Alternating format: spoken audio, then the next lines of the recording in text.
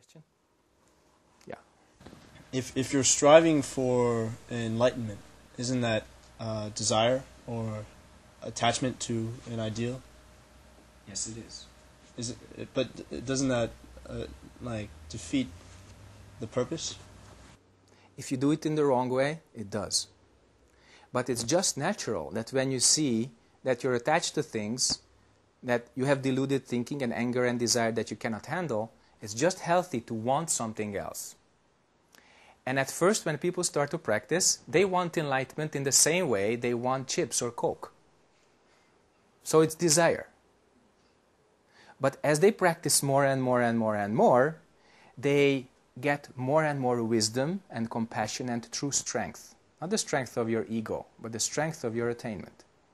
So then, bit by bit, people have a different view, a different approach, and therefore a different aspiration. So their desire becomes direction. Their anger just becomes detachment. Okay? You don't have to destroy what you don't like. Simply detach from it. You don't have to want so hard your objective, your goal. Rather, make yourself capable of receiving it. Let it come closer. Become one with it.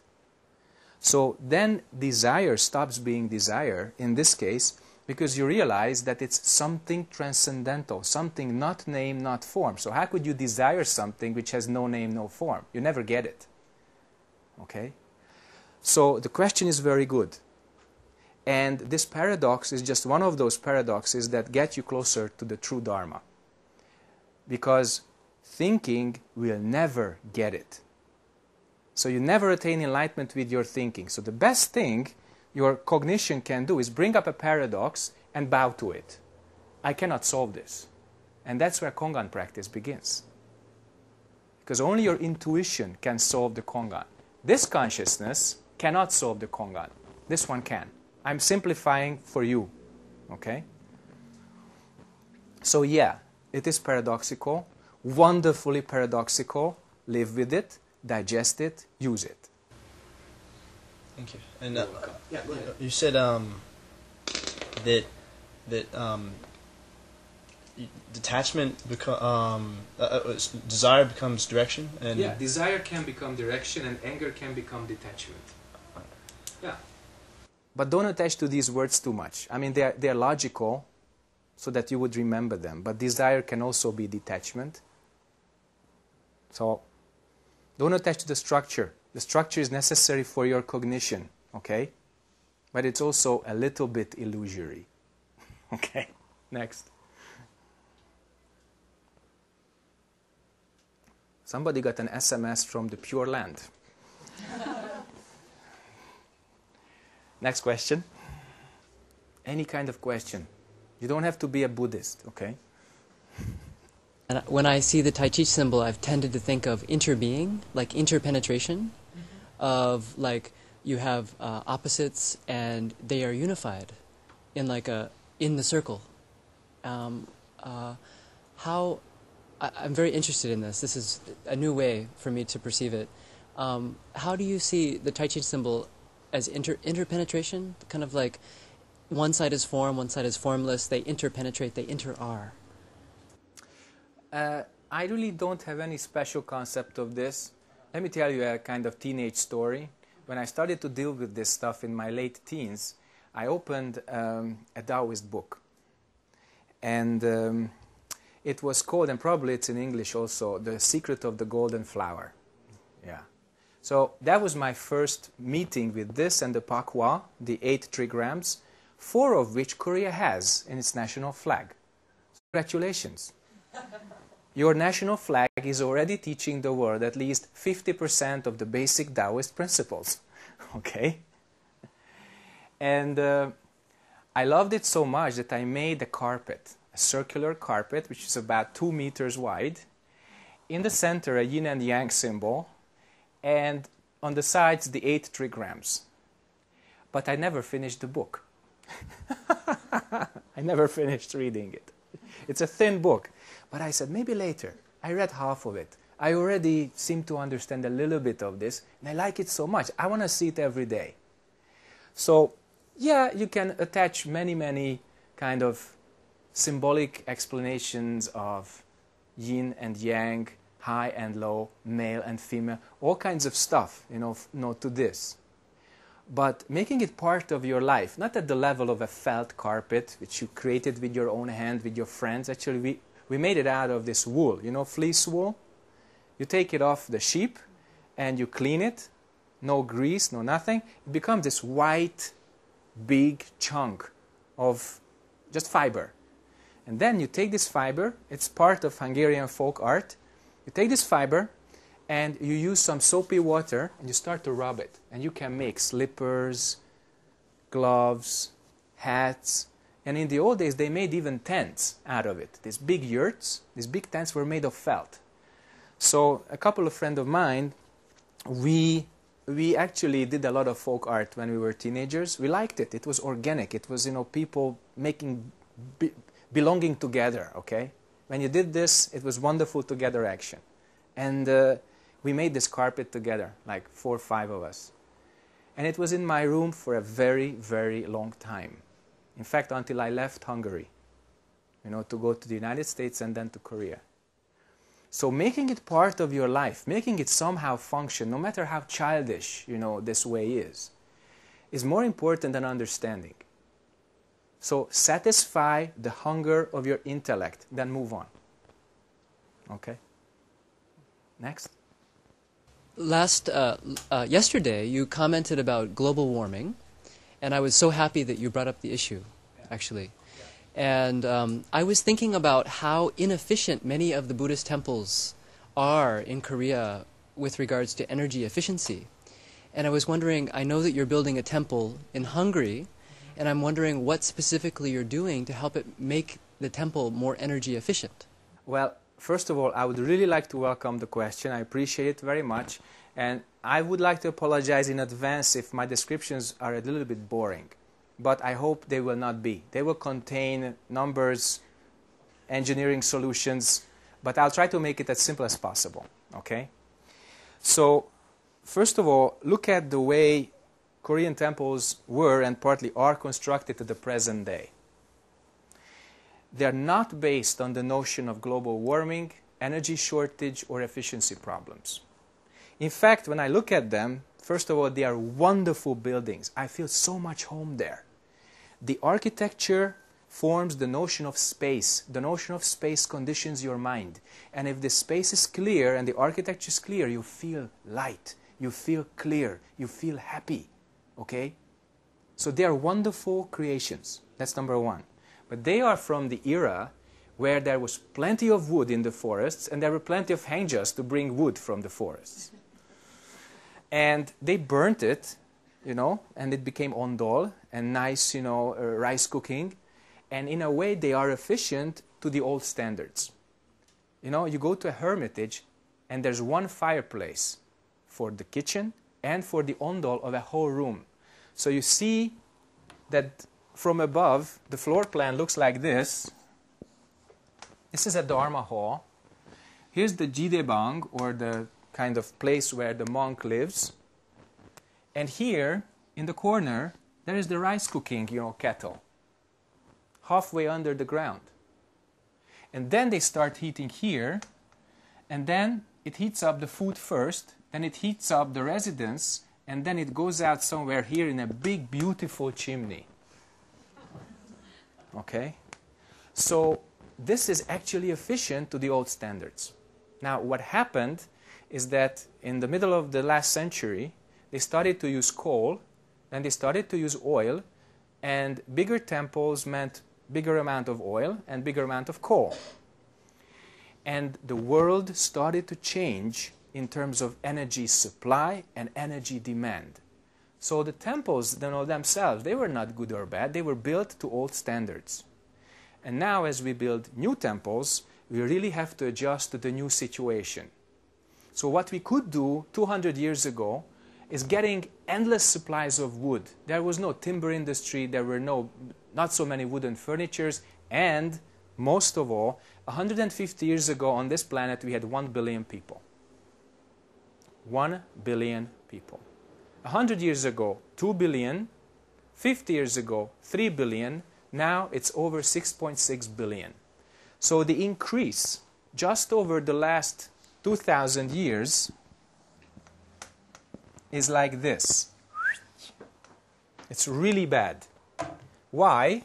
Not because a lot of human beings is worse than few human beings, but we didn't learn how to live with the planet in such a great number. So we are cutting down so many trees, we are exploiting so much oil and gas that we make our lives very difficult by our ignorance and anger and desire related to energy resources. So what's actually happening is that we are exploiting this so fast that temple architecture couldn't adjust. It's like you are used to having air, but suddenly you are dropped on the moon and there's no air. But you are used to breathing, so we have a problem. So these temples are used to a lot of heat because you had only rice paper doors. And in 200 years ago, that wasn't a problem. 50 years ago, not so much of a problem. 20 years ago, still not a problem, but now it's a huge problem. I hear about sonpangs up in the mountains, and their major concern is oil, because they have to heat it during Kyolche. And it's a staggering amount of effort and money. It's huge. So what can we do? First of all, temples have a lot of land, fortunately. And there are many, many alternative energy resources, but one of the most permanent is the sun. So let us separate the two major requirements. One is heating, the other is electricity and everything else.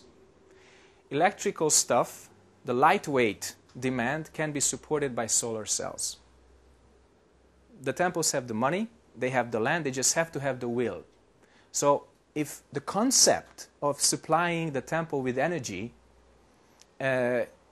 is changing, then the way you support the temple will also change. So far, I haven't heard any Juji Sunim asking the Shindo, Bosanim, I need some solar cells.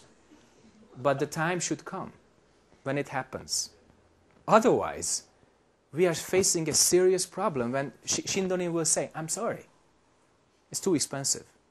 Or, yeah, Sunim, we can help you with oil, but only 70% of what used to be. And in 2 years, maybe only 50%. Oil is just under $100. It's $95 a barrel. This year, at the beginning, it was only 50% of this, and 10 years ago, even less expensive. We don't know how long our kerosene, will last. It can become really expensive to travel. It's just at the doorstep, okay? So, first of all, temples really have to use energy more efficiently because the overall resources are also going down, down, down, not just energy, okay? So first is, for the lightweight stuff, use solar panels. Now in Wonkwangsa, in the temple, you can see, a little later our will. But now we have to use a very simple generating system. We don't have the grid. So we use a very efficient generator which consumes only 1 liter of fuel per hour. It's very good. It's a very good generator, and it provides so much electricity that our whole social building, the bathrooms, the toilets, the kitchen, the drying room, the furnace room, the pumps, the on-door pumps, everything gets electricity out of 1 liter of fuel per hour. So that's actually not bad. When we have the grid, we will stop even using that, but we'll always have it as a backup. Why? Because of blackouts, ladies and gentlemen. So when we have a blackout and boom, and this nice, good Japanese engine starts to brrrr, and then we have electricity. Remember, for the whole building again, out of 1 liter of hibalyu, benzina, or petrol, and that's €1 per hour. In fact, it's expensive, but it's much better than a lot of other solutions. Later, we want to switch this to solar panels. If we receive enough support, we will switch immediately. Now, coming to heating. First of all, we have to realize that rice paper doors, they look good, but they are not insulating at all. Even if you put 3 rice paper doors, one on top of the other. So that's why you can see Korean Sunim, they are sitting in sonpangs, in nubi durmagis, and the floor heating is red hot, but there's wind flowing in. Totally and absolutely. Now it's bad not just for your joints, this drought, but also it's very inefficient in terms of floor heating. So what are we going to do in terms of our architecture? Well, it starts with the roof. In sonpangs, the roofs are flat. The ceilings are flat, I'm sorry. So we will have definitely a flat ceiling with an insulation of 20 centimeters. It's worth the investment.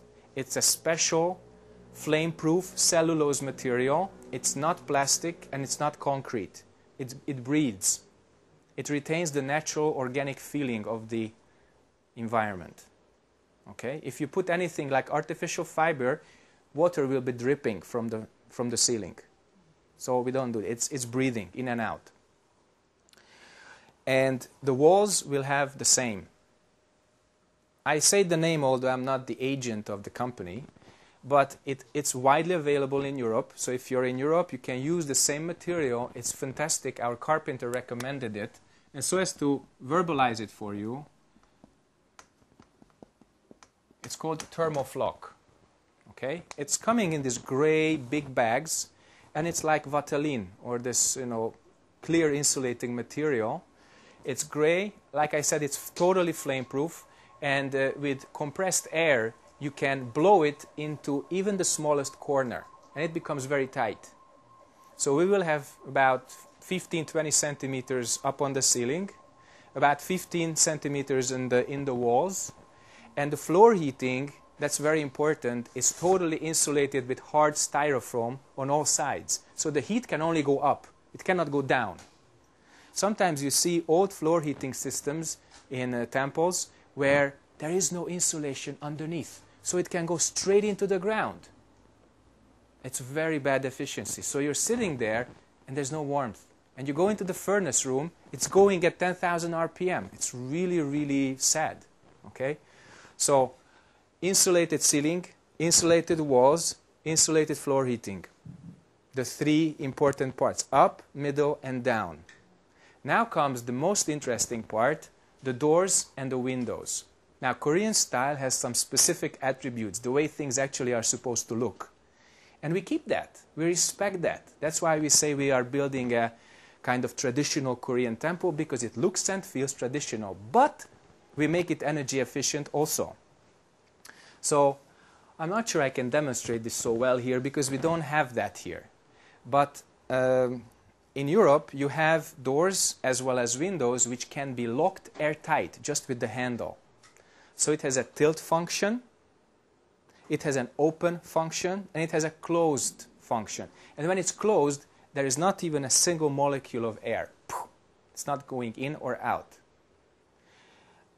Ventilation can be regulated separately because we need ventilation, but it's not through the window or the door. And the actual kind of element, besides the frame, the plastic frame and the hinges and the joints, the most important element is this heat-proof glass. This heat-proof glass is between 2.5 to 3 centimeters thick, and it can seal off minus 30 degrees. Now, you can ask, how will you make this into Korean style? Very easily. If you look at the profile of any door or window,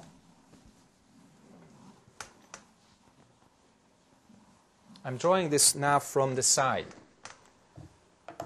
The actual structural elements will be in red. So this is the upper frame, this is the lower frame. The side frames I don't draw. This is just a kind of C-section here. And then this is the glass.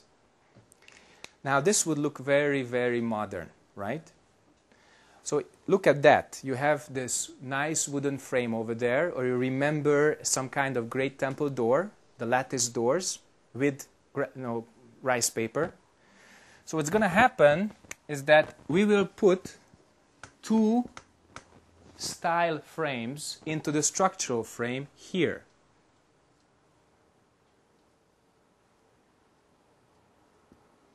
And they will extend here also. So what you see is that. What you see is a very traditional, totally Korean looking and Korean way of functioning, because we will have this, circular hinge also. But the actual element is this special heat-proof insulated rock solid thing, which we can tilt if we want, which we can open if we want, but when we want to close it, it's really closed. 100% totally, absolutely closed. Now, this will not be easy to make, but who cares? Easy things are usually low quality. High quality things usually require a lot more effort. We'll put that effort into it. Okay? And I think that will be plenty. That will be enough. And of course, I have to emphasize that we will use wood. In fact, we have our own door system, as I said right now. We will be using wood, but secondary wood. We will not cut down any trees. We will not buy anything. We have plenty of forest. And by Hungarian law, if something has already fallen onto the forest bed, onto the forest floor, you can pick it up. And we do that. And we also document that, so that there will be no problem. So it's clear that we can be very, very nature-friendly. But even wood heating is something we would like to cancel later if we find any alternative like thermal water, geothermal energy, or enough solar energy to produce warm water. It's on the agenda, but I'm sorry to say it's secondary. The first is start practicing as soon as we can. Practice energy, number one. Solar, geothermal, hydroelectric, second. Okay. Any other questions? Yeah. When we are practicing, before, when I'm not a Buddhist, I try to find the problem is all the time outside, because of environment or because of my friend, because of money, because of other things, not me. But being a Buddhist right now, I try to searching, the problem is from me, from myself. My problem, the way of thinking, the problem is me, from me. And I just want to know what is the next step for practicing from there. The next step is really take the root of the problem out, which is I, my, me. And when you have taken that out, you can fix your relationships. You can fix your life, basically. So when you stop thinking in terms of your ego, what you want, something miraculous begins to happen. Because, like I said, substance, truth, and function. You attain that our substance is the same, the truth is clear, and then your function will become bodhisattva action. And when you try to help this universe, the universe will help you back. And that's what happens, okay? So if you blame the universe, like you said very well in your question, we blame things outside, then the universe also puts the blame back to us, but we are not ready to take it. We always say, that's the problem, that's the problem, that's the problem. So all kinds of problems, boom, boom, boom, and they shoot you. Then you feel sad and depressed and you don't want to do things, etc. But Zen means, really, attain the root of the problem. And that's the notion of I. And when you take that away, you become 100% clear, then helping someone else is the same as helping yourself. Now, that's also a tough one. Many people just, well, if I give all my money to somebody else, will I get it back? Thinking like that can... So, don't think like that. It's also strongly dualistic thinking. In fact, that's designed to preserve your ego, to put yourself into the impossible, to set up a condition which you can never fulfill, and then you can say, oh, it doesn't work. I told you it doesn't work. It's just some Buddhist thinking, Somebody had a little bit of strange teaching. No, because if your mind is clear, then you see what it is really what helps the other person. Sometimes just one good word. Sometimes a little compassion. Sometimes just go out together and drink tea. Okay? But sometimes really is stick with them for months or years until they get through their crisis. Whether it's your spouse, it's your family, or your student, or your teacher, doesn't matter. So your clear mind should decide what is helpful and do that. And don't be afraid for yourself. Okay? The more you help this world, the stronger you are. That's true strength. Okay? Let me quote a great poem, which is at the end of Bone of Space, the poetry book by Zen Master Seung Sahn. And it says, very soft is true strength. With harmony comes luck. Forbearance, get happiness. Follow situation, get happiness. Forbearance will make you a great person. This is the last poem there. So again, very soft is true strength. With harmony comes luck. Attain what? Follow situation, get happiness. Forbearance will make you a great person. So this is something that very few people believe. They would rather have the small strength of their I, my, me. But how it doesn't work at the group level as well as the individual level, you can observe. You can observe in yourself how dissatisfied you are. You can observe in your family when you go home sometimes. You say, I don't want to be here, You made that family. You are the husband, the wife, or the kid, or the parent, so you have an essential part in it. Okay? And then at the larger level, national, continental, or global level, sometimes we really don't want to be here. We don't like it, but we made it. So we should rather have a different approach. Okay? So and to make it better, also doesn't follow the conventional dualistic ways, which I talked about earlier. Okay? More questions?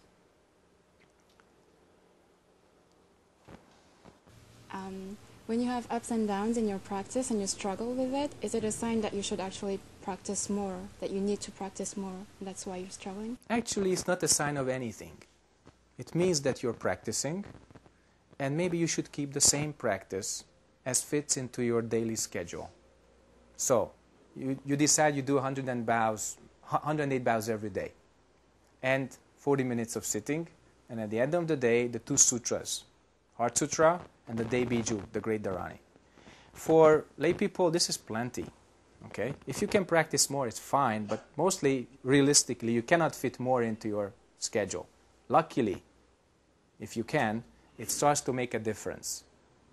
And therefore, if you notice ups and downs in your emotions, in your thinking, in your practice, then just keep the same practice schedule as before. Okay? It's all comes, goes. It's all illusory. And especially right at the beginning, like a spaceship which is shooting off from Earth, the most dense, the heaviest stuff is right after departure. So when you start practicing, it's really the hardest time. You can hit serious problems like a meteorite in space or something like a heavy karma on the way. But the hardest is to start. Okay? So no need to change. When you are feeling really strong and really happy, then you want to increase practicing, then it becomes a pleasure ride. Okay? Although it's not bad, it can just fall down again when you hit something, unpleasant, and then, oh, practice is not bringing me this joy. I'm not so happy during practicing. Then you want to kind of let go of that because it doesn't make you happy. That's a little bit of children's practice, okay? So becoming adult in Buddhism or Zen means you practice no matter what. Lots of ups and downs, little ups and downs, or no ups and downs. I give you a story. We had a fantastic Zen master. He already died, unfortunately. His name was Sunim. He lived at Huagesa. And he was #1 student of many other students of Zen Master Seung Sahn. And they traveled and trained, together for a very, very long time. And So Bong Sunim was doing a 100-day solo retreat. And about day 70, from the US, he walked, like 6 miles, that's about 10 kilometers, to the nearest phone. Because he had such a wonderful, happy feeling. But he thought that that's it, And he calls them Master Seung Sahn and says, "Sir, I haven't had any karmic problems recently during the retreat. My schedule is really steady and strong. My mind feels totally complete and clear, and I want to go. Why continue this retreat? I feel this is just the best that we can get out of it. So why should I practice more?" Then Kun Sunim says, "For all beings." And then he hang up the phone.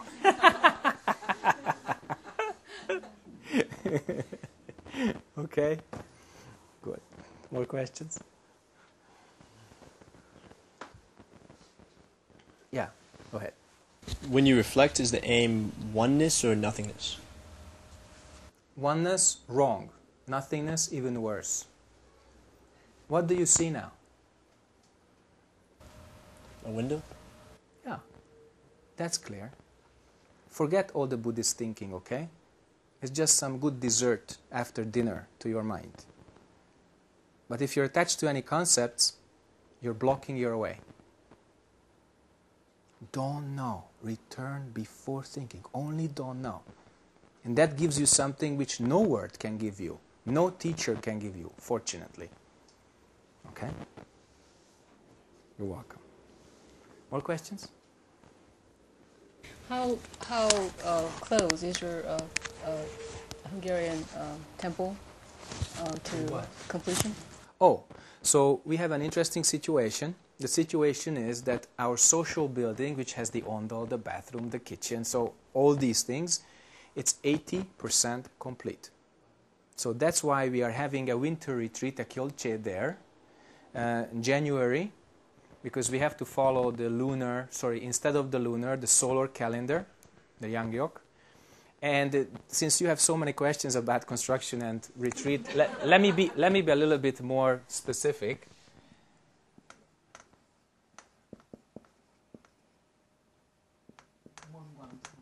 Yeah, .net. So please, since you are so kindly inquiring, look at wonkwangsa.net. I apologize for the missing Korean part. We have the Korean menus, but not yet the Korean text. However, if you look at the downloadable material, you'll find Korean PDF files. And you can read it in Korean as well as in English, and for that matter in Hungarian, if you would like to learn. So wonkwangsa.net has all the information and all the history of construction with all the ups and downs. Okay? The downside is that we thought we could actually get ahead of the permission process, but we had to wait a little bit and wait until the full permission is issued. And then, I'm very happy to say, since all the signs, all the signals are pointing to the yes and to the go, to the green light, rather than the opposite, that early next year we can start the construction of the Dharma room, the traditional Sonpang style of Dharma room, with these new elements which I talked about. Okay? So, also I would like to draw your attention to an event, which is the Sege Ilhwa Conference, the Howard Singer Flower Conference, which partly will be held in Hungary.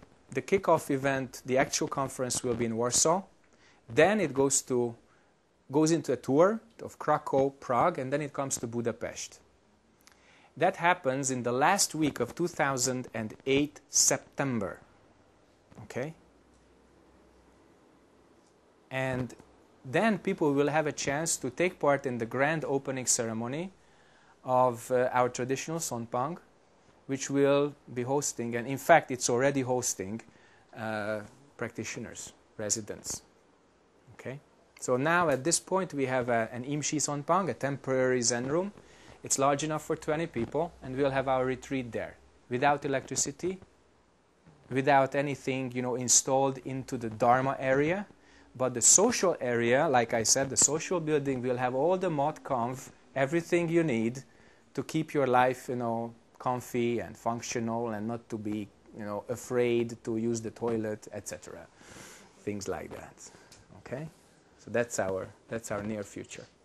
Everybody, every one of you is welcome to attend, not just in the last week of September next year, but also at any other time. Any other questions? Do animals make any karma? Yeah. Yeah, definitely. They also have what I outlined in the first chart: eyes, ears, nose, tongue, body, and thinking. They also have discrimination. Dogs eat certain food and not. They also have memory. So they remember you by your smell, for instance, dogs.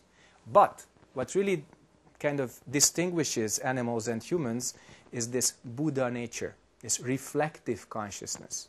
So they don't have this clear like space, clear like a mirror type of consciousness. So that's why the Buddha and the patriarchs were teaching, if you want to get enlightenment, you have to be born in a human body, not in an animal body. But if you look at the way human beings function these days, it's much worse than animals. You know? So just by being human doesn't grant that we are higher than animals. We have some really high-class animal societies in the sea and also on the face of the earth that would never, ever think, feel, and act like humans these days. Okay?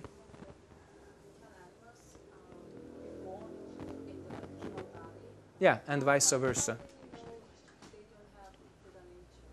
Well, once they are born into a human body, they have the possibility, the potential to become Buddhas.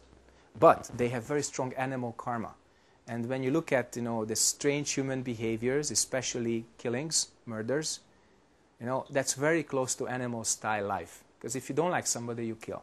It's another species or your prey animal, then you kill. Very easily. They are associated with humans in the positive or in the negative way. So they come close to humans either through desire or anger. So then they can enter the human realm.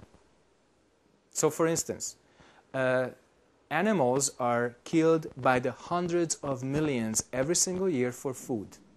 If only 0.00000.1% is following karma, then they are close to their killer.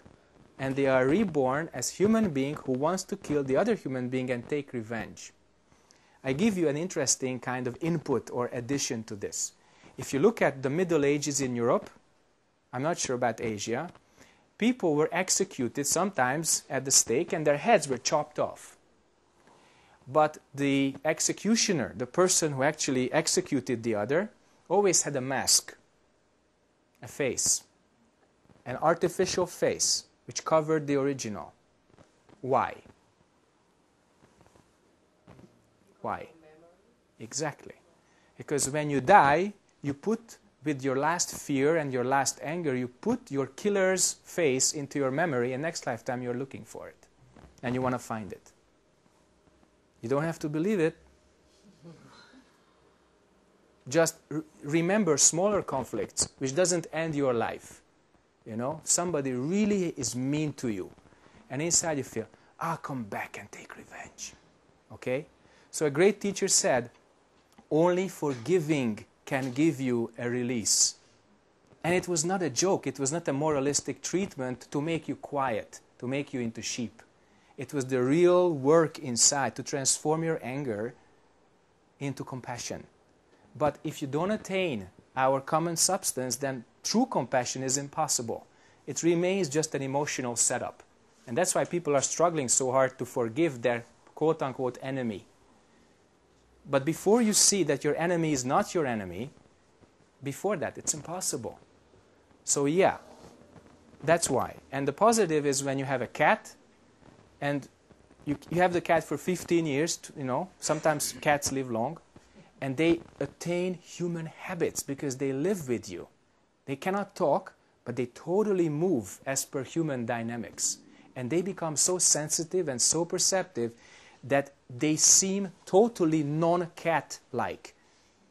Okay? I actually met a Persian white cat which is so intelligent, so much not typically cat, that I should say that next lifetime cat's body not possible. It doesn't fit the consciousness.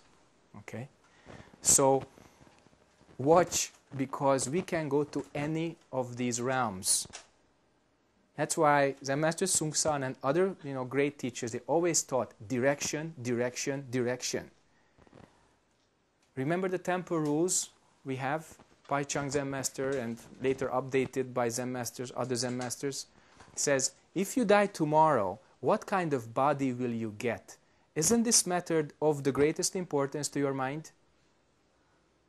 They didn't say that once human, always human. Once animal, always animal. You can migrate depending on your karma. So that's why, be careful. The woman and the man. Do you want me to tell you? Man to man? I want to be a man. I will let you discover that. Go ahead. So when all the beings do get their next bodies and their next lives, do they take the next bodies willingly or accidentally, sir? Ask yourself, how was I born? Was I born willingly or by force? Find the answer inside. It's much better than any external speech. We all can find the answer. But that's not the most important question you can ask. Although if you want to deal with it, you can. Look at your life now. This moment carries that memory. How do you do your things? What are those things and those duties that you have to do by force? When you have to force yourself. What are those which you are doing voluntarily, happily? Then you find out what was it in your previous karma that you didn't finish. Okay? It's not just the birth. Every single moment. Is it voluntary or is it forced? Is it pleasant or is it unpleasant? And when you practice truly, then you erase the pleasant and unpleasant, forced or voluntary. Then you see clearly, what is my situation? What is my relationship? What is my correct function? And that replaces this. Okay? Last question. If any.